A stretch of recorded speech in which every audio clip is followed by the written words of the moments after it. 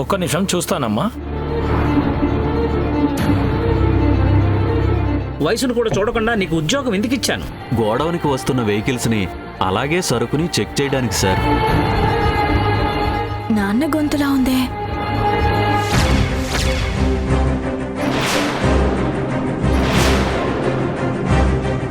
బుద్ధి లేకపోతే సరే, లెక్క పెట్టి బుక్లో రాయడం కూడా రాకపోతే ఎందుకండి మీరు? అది కాదు సార్, నేనన్నీ కరెక్ట్గానే లెక్క పెట్టాను. అదిగో మళ్ళీ ఇదే మాట 100 సార్లు చెప్పినా మా దగ్గరున్న డేటా తప్పు చెప్పదు. నీలాంటి వయసు మళ్ళిన వాడికి ఉద్యోగం ఇవ్వడం నా తప్పు.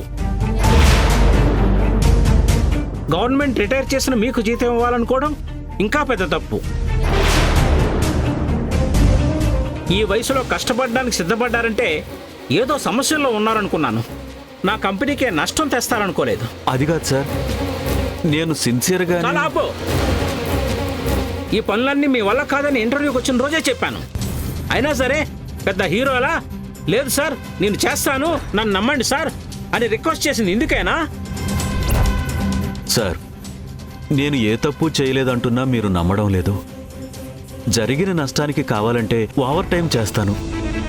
ఈ ఒక్కసారికి నన్ను క్షమించండి. తప్పు చేయడం, క్షమించమని చెప్పడం ప్రతి ఒక్కరికి ఇది ఒక పనికిమాలిన అలవాటైపోయింది. మీకు ఇదే ఫస్ట్ అండ్ లాస్ట్ వార్నింగ్. మళ్ళీ ఇలాంటి తప్పు జరిగితే ఉద్యోగంలో చేయడమే కాదు, పోలీస్ కంప్లైంట్ కూడా ఇస్తాను. Be careful.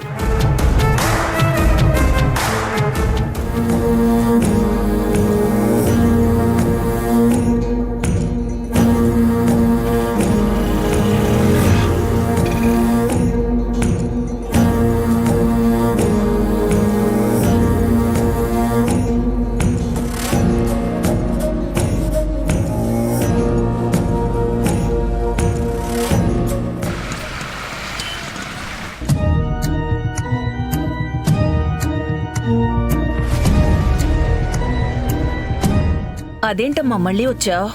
టాబ్లెట్లు దివ్యతో పంపిస్తానన్నావు కదా, నువ్వే తీసుకొచ్చావా? అడుగుతుంది నిన్నేనే, ఏం మాట్లాడవేంటి? ఏం లేదు, నాన్నెప్పుడు వస్తారు? చెప్పాను కదమ్మా, ఆయన వచ్చేసరికి సాయంత్రం అవుతుంది. ఏమైందమ్మా, ఎందుకలా ఉన్నావు? ఆకాష్తో మళ్ళీ గొడవేమన్నా పడిందేమో. అమ్మా సంధ్య, ఎంతసేపు అయిందమ్మా వచ్చి? ఇప్పుడే. లక్ష్మి, అమ్మాయికి జ్యూస్ చేసివ్వు.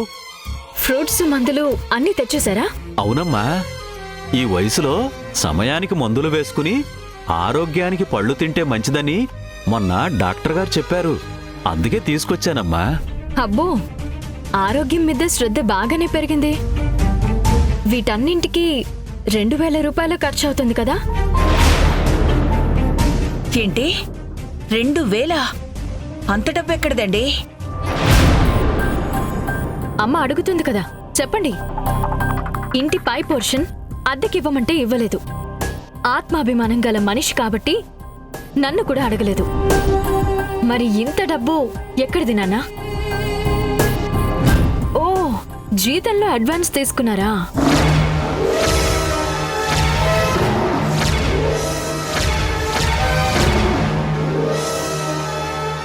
జీతమేంటమ్మా? అమ్మా, నువ్వనుకుంటున్నట్టు నాన్న వెళ్తున్నది విహారయాత్రలకి, కాలక్షేపానికి కాదు, కష్టపడి సంపాదించడానికి. ఏంటమ్మా నువ్వు చెప్పేది?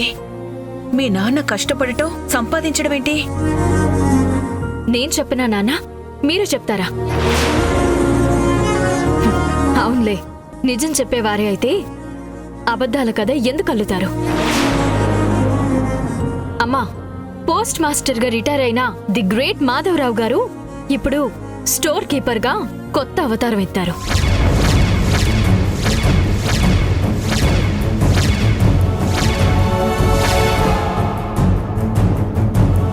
రోజు ఆయనకి తోడుగా ఉంటున్నది రిటైర్డ్ ఉద్యోగులు కాదు, కూలీలు, మేస్త్రీలు, సూపర్వైజర్లు. నాన్న టైంపాస్ చేస్తుంది గుళ్ళో గోపురాల్లో కాదు, ఒక కంపెనీ గేట్ దగ్గర. అంతేనా నాన్న? అమ్మా సంధ్య, నేను చెప్పేదొకసారి. మాట్లాడద్దు మాట్లాడద్దు మాట్లాడద్దు. నేను బ్రతుకున్నాననుకున్నారా, చచ్చాననుకున్నారా? అమ్మా సంధ్య, ఏంటమ్మా ఆ మాటలు? నావి మాటలే నాన్న, కానీ మీరు చేస్తున్న పనేంటి? మిమ్మల్ని ఎవరో నోటుకొచ్చినట్టు తిడుతుంటే మీరు చేతులు కట్టుకుని తల దించుకుని ఆ మాటలు వింటున్నారు.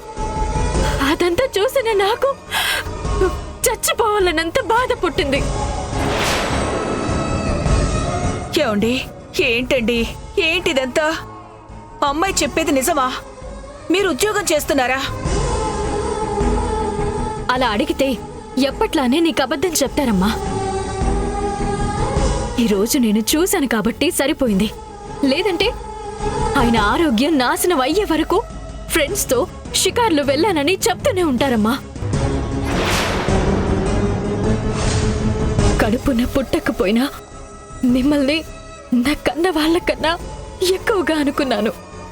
కానీ ఆ తేడా ఏంటో చాలా బాగా చూపించారు. నేను సంపాదించే డబ్బుని పరాయి సొమ్ముగా చూస్తూ స్వాభిమానంతో నన్ను భలే దూరం చేశారు నాన్న. గ్రేట్. అమ్మా సంధ్య, అలా మాట్లాడుకో. నిన్ను ఎప్పటికీ మేము దూరం చేసుకోవమ్మా. నువ్వు మాకు కన్న కూతురి కన్నా ఎక్కువమ్మా. ఎక్కువని చెప్పడం కాదు నాన్న, నాకు నా మాటకి మీరు విలువివ్వాలి. ఒక్కసారి హార్ట్ స్ట్రోక్ వచ్చిందని తెలిసి కూడా ఇంట్లో రెస్ట్ తీసుకోకుండా కష్టపడడానికి మీరెందుకు సిద్ధపడ్డారు? ఇప్పుడంతా నయమైపోయిందమ్మా. నా ఆరోగ్యం బాగానే ఉందని డాక్టర్ గారు కూడా చెప్పారు. ఏం లక్ష్మి, అమ్మాయికి నువ్వు చెప్పలేదా? చాలు నాన్న, మీ అబద్ధాలతో అమ్మని నమ్మించింది చాలు. నేను డాక్టర్ గారితో మాట్లాడాను. మీ హెల్త్ కండిషన్ గురించి తెలుసుకున్నాను. నాన్న హార్ట్ వీక్ గా ఉందని టెస్టులు చేయించుకోమంటే సరే అని అక్కడి నుండి వచ్చేశారు. నెలకు 2000 మందులకి ఖర్చు పెట్టాలని ఆ విషయం కూడా నీ దగ్గర దాచారమ్మా. అవునా కాదా నాన్న? ఏంటండి ఇది? మీ ఆరోగ్యం గురించి నాకు కూడా అబద్ధం చెప్తారా? కొత్తగా అడుగుతావేంటమ్మా? నాన్న అంతే కదా. ఆయన కష్టం, బాధ, ఆరోగ్యం అన్ని సీక్రెట్ గా ఉంచి పైకి నవ్వు నటిస్తూ అబద్ధాన్ని కూడా అందంగా చెప్పి నమ్మిస్తారు. ఎందుకు నాన్న ఇంకా మౌనంగా ఉన్నారు? కనీసం ఇప్పుడైనా మీ మనసులో ఏముందో అది చెప్పండి నాన్న. ఆ రోజు డాక్టర్తో మాట్లాడిన తర్వాత నేను నీకు ఫోన్ చేశానమ్మా. ఆకాష్ ఫోన్ ఎత్తి మాట్లాడి నీతో అన్న ప్రతి మాట నేను విన్నానమ్మా. తట్టుకోలేక కాలు కట్ చేశానమ్మా. మీకు ఆయన ముఖ్యమా, నేను ముఖ్యమా? ఆయన మాటలు నేనే పట్టించుకోను. అలాంటిది మీరెందుకు లెక్క చేయాలి? ఆయన ఏదో అన్నారని నన్ను దూరం పెడతారా? మీ కష్టాలని, సమస్యలని నాతో మీరు పంచుకోరా? అది కాదమ్మా, నువ్వు జాబుకు రిజైన్ చేసావని దివ్య ద్వారా తెలిసింది. జీతం లేనప్పుడు నీ దగ్గర మాత్రం డబ్బులు ఎలా వస్తాయని. అందుకని మీరు స్టోర్ కీపర్లో ఉద్యోగం చేస్తున్నారా? అంతేనా?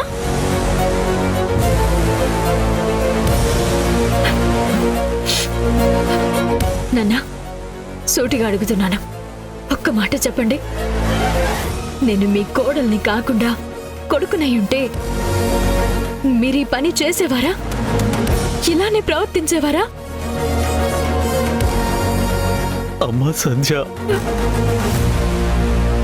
సంధ్య. నాన్న,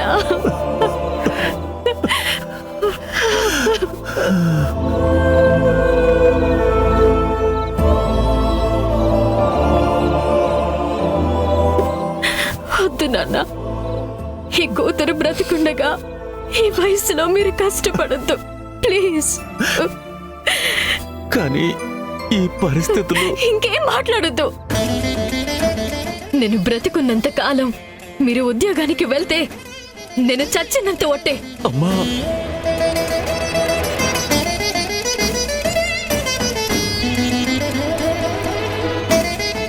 అమ్మ మీరు ఎప్పుడు నవ్వుతూ ఉండాలి నాన్న. కష్టమైనా కన్నీరైనా నాకు వదిలేయండి.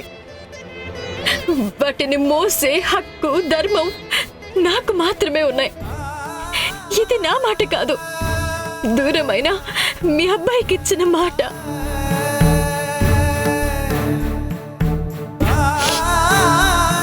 రేపటి నుండి నేను ఉద్యోగంలో తిరిగి జాయిన్ అవుతాను.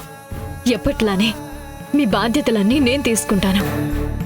ఈ క్షణం నుండి నేను మీ కూతుర్ని కాదు, కొడుకుని.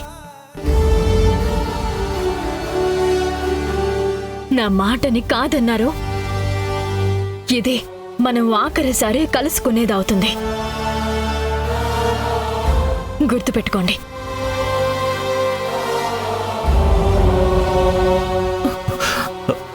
అమ్మా సంధ్య,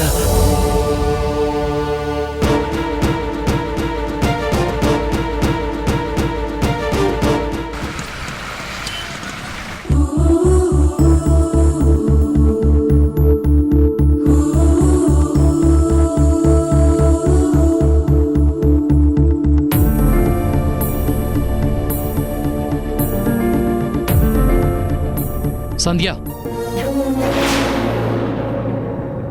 ఎక్కడికి వెళ్తున్నావు? ఆఫీస్కి. ఆఫీస్కా? మానేశానని చెప్పావు కదా. మానేయాలనే అనుకున్నాను, కానీ అది ఉద్యోగం. ఎంత అవసరమో ఆలస్యంగా అర్థమైంది. ఎవరికి అవసరం? నాకే, ఇంకెవరికి? నీకు అవసరమేంటి సంధ్య? ఎప్పుడు ఏం కావాలన్నా కొని తీసుకురావడానికి నేనున్నాను. నీ ఖర్చులకి షాపింగ్లకి దేనికి కావాలన్నా డబ్బులు ఇస్తాను. నేను జాబ్ చేస్తుంది కేవలం డబ్బుల కోసమే కాదు. డబ్బు కోసం కాదా? అంటే చేసిన పనికి శాలరీ తీసుకోకుండా ఉచిత సేవ చేస్తున్నావా? ఉచిత సేవ కాదు, పనిని నేను డబ్బుతో కొలవను. ఈ ఉద్యోగం నా స్వేచ్ఛ కోసం చేస్తున్నాను. ఎవరి మీద ఆధారపడకుండా, ఆత్మాభిమానం చంపుకోకుండా బ్రతకడం కోసం వెళ్తున్నాను. కలిసి బతకాలనే కదా పెళ్లి చేసుకున్నాం. అలాంటిది సొంతంగా నీకు నువ్వుగా బతకడమేంటి? మొగుడు దగ్గర డబ్బులు తీసుకుంటే నీ ఆత్మాభిమానం ఎందుకు చచ్చిపోతుంది? డబ్బు తీసుకుంటే కాదు, రూపాయి ఆశించకుండా బ్రతకకపోతే మీరన్నట్టు నిజంగానే నా ఆత్మాభిమానం చచ్చిపోతుంది. నేను చెప్పింది తిరిగేసి చెప్పావు. పెద్ద తేడా ఏముంది? అదేంటో మీలాంటి వాళ్ళకి చెప్పినా అర్థం కాదు. ప్రతి రూపాయికి మీ ముందు చేయి చాచడం నాకిష్టం లేదు. నేనే కాదు, ఏ ఆడపిల్లైనా ఉద్యోగం చేయడానికి కారణాలు రెండే ఉంటాయి. కష్టపడుతున్నాను అన్న తృప్తి కోసం, సంపాదించిన డబ్బుని స్వేచ్ఛగా ఖర్చు పెట్టే స్వాతంత్ర్యం కోసం. స్వేచ్ఛగా ఖర్చు పెట్టడం అంటే నువ్వు సంపాదించింది మీ అమ్మా నాన్నకి దోచిపెట్టడమేనా? నేనేం వాళ్ళకి దోచిపెట్టడం లేదు. వాళ్ళ మంచి చెడ్డలు చూడాల్సిన బాధ్యత నాది. ఇలా మాట్లాడితేనే నాకు ఇరిటేషన్ వస్తుంది. చూడు సంధ్య, వాళ్ళు కష్టపడకూడదంటే నువ్వు ఉద్యోగమే చేయనక్కర్లేదు. వాళ్ళను వచ్చి మనతో ఉండమను. అందరం కలిసే ఉందాం. అలా కలిసి ఉండాలి అంటే వాళ్ళు ఆ ఇంటిని అమ్మడానికి ఒప్పుకోవాలి, అంతేనా? ఎగ్జాక్ట్లీ. ఇంపాసిబుల్. మీకు ఇదే చెప్తున్నాను, మళ్ళీ మళ్ళీ చెప్తున్నాను. ఆ ఇంటిని అమ్మడం అమ్మా నాన్నలకి ఇష్టం లేదు. వాళ్ళకిష్టం లేని పనులు బలవంతంగా చేయించాలని చూస్తే నేను ఊరుకోను. అనవసరంగా నాతో ఆర్గ్యూ చేస్తున్నావు గాని ఈ సమస్యకి ఇంతకు మించిన పరిష్కారం లేదు సంధ్య. ఉంది. నేను జాబ్ చేయడమే అన్ని సమస్యలకి ఏకైక పరిష్కారం. నాకు ఆఫీస్కి టైం అవుతుంది. బాయ్. ఆగు.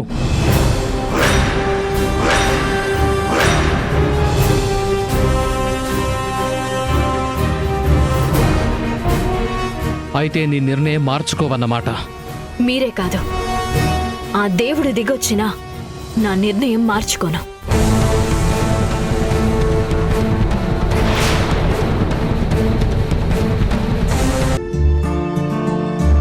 దివ్య దివ్య, సంజయ్ ప్లేస్లో టెంపరీగా ఎవరినైనా అపాయింట్ చేయాలి. చాలా వర్క్ పెండింగ్లో ఉంది. ఆన్లైన్లో రెజ్యూమ్స్ చెక్ చేసి కొన్ని షార్ట్ లిస్ట్ చేశాను సార్. వాళ్ళని ఇంటర్వ్యూ చేసి సెలెక్ట్ చేసుకుందాం. అంత టైం లేదు దివ్య. ఈరోజు ఈవినింగ్ లోపు ఎవరినో ఒకరిని ఫైనలైజ్ చేయాల్సిందే.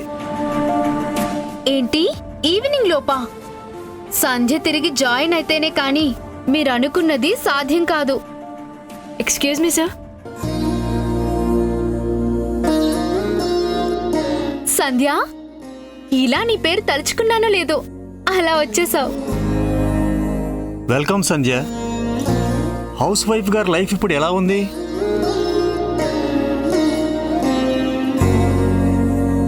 నేను మళ్ళీ జాబ్లో జాయిన్ అవ్వడానికి వచ్చాను సార్. అంటే హౌస్ వైఫ్లా బ్రతకడం కన్నా జాబ్ చేయడమే బెటర్ అని ఇన్ని రోజులకి తెలిసిందన్నమాట. అవును సార్. మీరు దివ్య నన్ను కన్విన్స్ చేయడానికి ఎంత ట్రై చేయాలని చూసినా మీ మాట వినకుండా నేనే తప్పు చేశాను. నేనేంటో నాకే గుర్తు చేస్తున్నా అర్థం చేసుకోలేకపోయాను. కనీసం ఇప్పుడైనా తిరిగొచ్చావు కదా, అది చాలు సంధ్య. ఆకాశ్ ఇంకా మారలేదమ్మా? ఆ ఇంటి గురించి ఇంకా టార్చర్ పెడుతూనే ఉన్నాడా? అది మార్పు కాదు సార్, నన్ను మా అమ్మా నాన్నలని నమ్మించడానికి చేసిన మాయ. ఆ మాయలో పడి అమ్మా నాన్నలకి నా అవసరం ఎంతుందో అని మర్చిపోయాను. నా జీతం అడగడం లేదు కదా, ఏ లోటు లేకుండా బ్రతుకుతున్నారు అనుకున్నాను. కానీ కష్టాన్ని కళ్ళారా చూశాను కాబట్టి తిరిగి ఉద్యోగం చేయాలని నిర్ణయించుకున్నాను. ఎక్కడ స్టార్ట్ చేసావో తిరిగి అక్కడికే వచ్చావు అన్నమాట.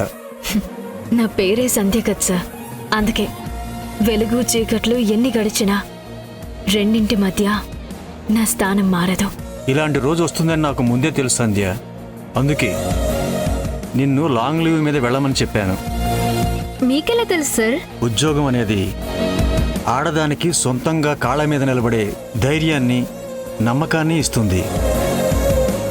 స్వేచ్ఛగా తనకు నచ్చినట్టు బ్రతికే స్వతంత్రాన్ని కూడా ఇస్తుంది. నాకు సంధ్య గురించి తెలుసు, ఆకాష్ గురించి కూడా తెలుసు. అందుకే తిరిగి వస్తుందని చెప్పాను. సంధ్య, నీ పొజిషన్లో వేరే వాళ్ళని రిక్రూట్ చేయమని బాస్ చెప్తున్నారు. ఇంతలో నువ్వే వచ్చావు. నువ్వు రావడమే కాదు, మా ఇద్దరి పని కూడా తగ్గించావమ్మా. నువ్వు కాకుండా నీ ప్లేస్లో ఎవరొస్తారో వాళ్ళతో ఎలా కష్టపడాలో అనుకున్నాను. ఎందుకంటే nobody can replace Sandhya. Thank you sir. నీ లాంగ్ లీవ్ని క్యాన్సిల్ చేస్తున్నాను. ఈ రోజే వర్క్ స్టార్ట్ చేయమ్మా. పెండింగ్ వర్క్స్ అన్ని వీలైనంత త్వరగా పూర్తి చేసేయ్. ఓకే సార్, ఫినిష్ చేస్తాను. సార్, ఒక రిక్వెస్ట్. చెప్పమ్మా. అమ్మా నాన్నలకి మెడికల్ టెస్ట్లు చేయించాలి. 15,000 అడ్వాన్స్ కావాలి సార్. సరేనమ్మా, అకౌంట్స్ టీమ్కి చెప్పి ఏర్పాటు చేయిస్తాను. మెడికల్ టెస్ట్లు అంటున్నావు, ఏమైందమ్మా? ఏం లేదు సార్, జస్ట్ జనరల్ చెకప్. నేను ఆ ఇంటికి వెళ్ళకపోయేసరికి వాళ్ళకి ఆరోగ్యం మీద శ్రద్ధ తగ్గింది. ఏమ్మా దివ్య, సంధ్య లేకపోయినా నువ్వు వాళ్ళ ఇంటికి వెళుతున్నావు కదా, వాళ్ళు నువ్వు చూసుకోవడం లేదా? సార్, ఆ ఆది దంపతుల్ని ఏ విషయంలోనైనా ఒప్పించొచ్చు, కానీ డాక్టరు టెస్ట్లంటే మాత్రం సంధ్య చెప్తేనే వింటారు సార్. వాళ్ళది భయపడే ప్రేమ, నీది భయపెట్టే బాధ్యత అన్నమాట.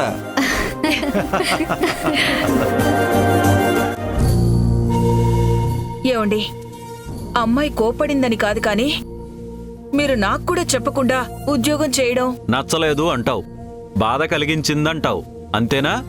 అంతేనా అని అంత తేలిగ్గా చెప్తారేంటండి? ఒకవేళ అమ్మాయి వచ్చి చెప్పకపోతే నిజం నాకు తెలిసేది కాదు కదా. అబద్ధంతోనే నన్ను మోసం చేసేవాళ్ళు కదా. అది కాదు లక్ష్మి, అమ్మాయి ఉద్యోగం చేయడం లేదని తెలిసిన తర్వాత మన మందులకి, ఇంట్లో ఖర్చులకి డబ్బులు ఎక్కడి నుండి వస్తాయి? సంజని అడగకూడదని నిర్ణయం తీసుకున్న తర్వాత మనకింకెవరున్నారు? అందుకే ఓపిక ఉన్నంత వరకు కష్టపడాలనుకున్నాను. ఆ అలా అయితే నన్ను కూడా ఏదో ఒక ఉద్యోగంలో చేర్పించాల్సిందే. మీరొక్కరే ఎందుకు కష్టపడ్డాం? లక్ష్మి, ఉద్యోగం పురుష లక్షణం, ఇల్లు చక్కబెట్టడం భార్య ధర్మం. ఆ ఇలానే ఏదో ఒకటి చెప్తారు. రోజు ఆ రిటైర్ అయిన వాళ్లతో కాలక్షేపం చేస్తున్నానని చెప్పి ఈ వయసులో మీరు... చూడు లక్ష్మి, వయసు పైబడినంత మాత్రాన అవసరాలు తప్పుతాయా, ఆకలి తప్పుతుందా? తప్పవు, అస్సలు తప్పవు. అందుకే ఆకలి అప్పులు చేయిస్తుంది, అవసరం అబద్ధం ఆడిస్తుంది. ఆకాష్, ఏం మాట్లాడుతున్నావు? వాహ్, ఏం నటిస్తున్నారండి! ఈ నటనకు ఎన్ని అవార్డులు ఇచ్చినా తక్కువే. చూడాకాష్, చెప్పదలుచుకున్నదేదో డైరెక్ట్గా చెప్పు, వేరే మాటలే వద్దు. సంధ్యకి మీరేం చెప్పారు? ఏం మాయ చేశారు? కన్నీళ్లు కురిపించారా, లేకపోతే కష్టాల లిస్ట్ ని ఓపెన్ చేశారా? సంధ్య గురించి కొత్తగా మేం చెప్పుకోవడానికి ఏముంది బాబు? మా గురించి సంధ్యకి, సంధ్య గురించి మాకు బాగా తెలుసు. ఎగ్జాక్ట్లీ. ఆ తెలియడం అన్న సెంటిమెంట్ తోనే మీరు సంధ్యని ట్రాప్ చేశారు.